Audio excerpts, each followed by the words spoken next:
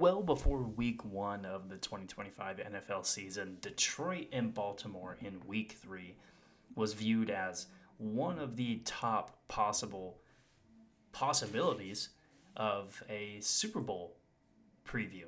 And I think this game did not disappoint in that billing. You look at how this game played out, it was tied basically throughout the entire game. These teams traded scores. It was 7-7 at the end of the first quarter, 14-14 at halftime, and 21-21 at the end of the third quarter.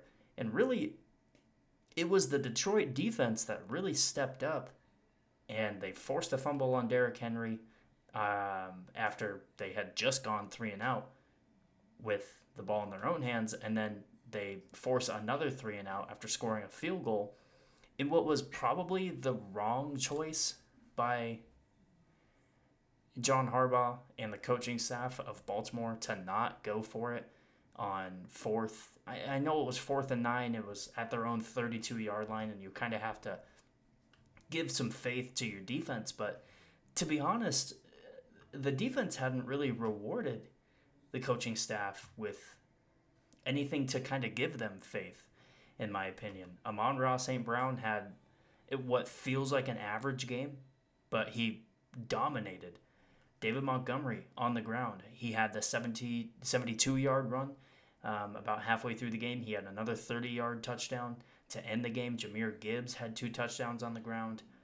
Sam Laporta was consistent. He hauled in big grabs. He caught the onside kick at the end of the game. And you look at it from Detroit's perspective, they dominated this game defensively. Even though they allowed 30 points, they had 7 sacks on Lamar Jackson. They did not let Derrick Henry do anything. Derrick Henry had one 28-yard run.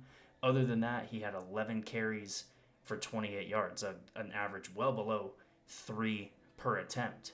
And again, he had that fumble at the end of the game where Aiden Hutchinson really just punched it right out of his hands.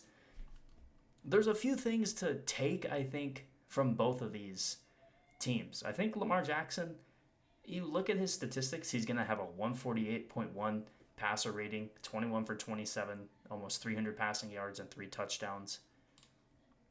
I think offensively, Baltimore, they have to kind of realize they're fine.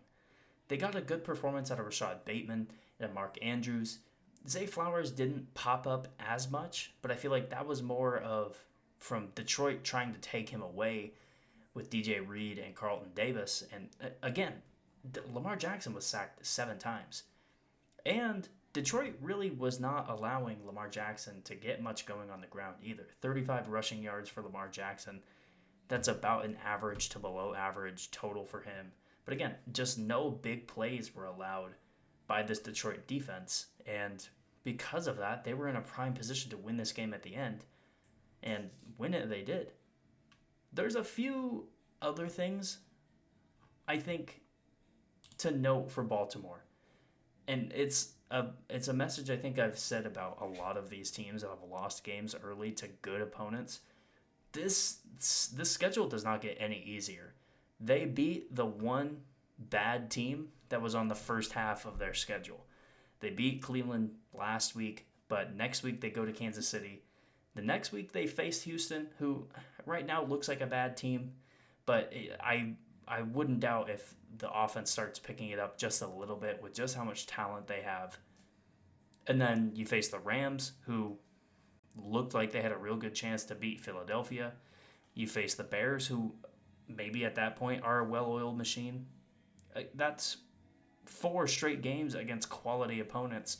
3 of them are at home, but there has to be a realization that this offense, we scored 30 or more points in all 3 games, and we are 1-2 after these 3 games. One of these games was a terrible blown fourth quarter against the Bills. The other game was a terrible blown opportunity. This is starting to look like a team, at least in this season, and at least how this first quarter of the season has gone so far. This is looking like a team that is not able to live up to the moment late in the game. They falter for whatever reason, whether they're winning or whether they have to try to take the lead. They just aren't doing it. I do give them a little bit of slack.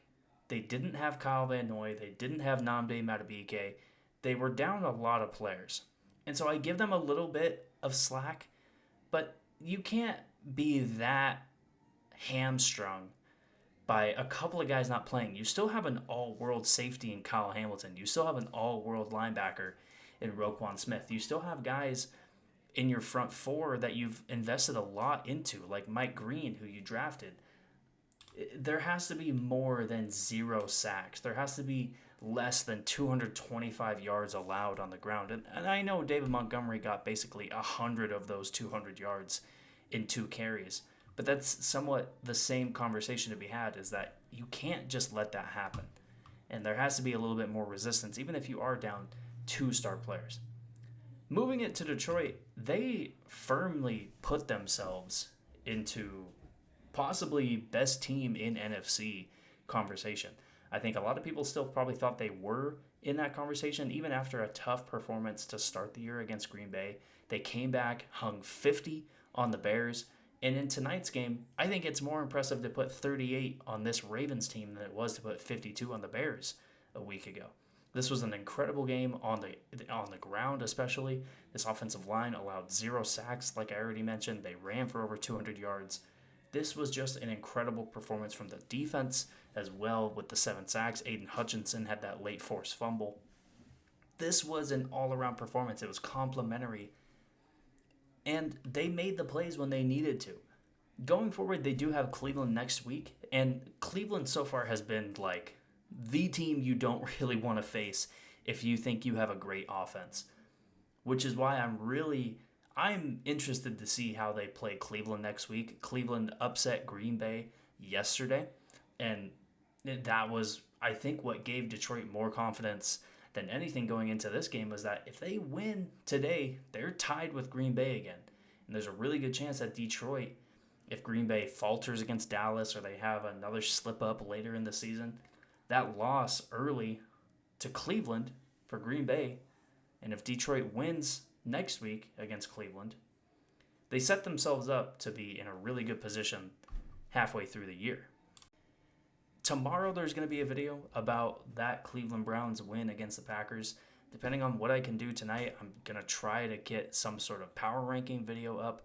So if you want to see that, make sure you subscribe. Make sure you like this video. Comment on it if you want me to make a video about your team or favorite player, and I will try to do it.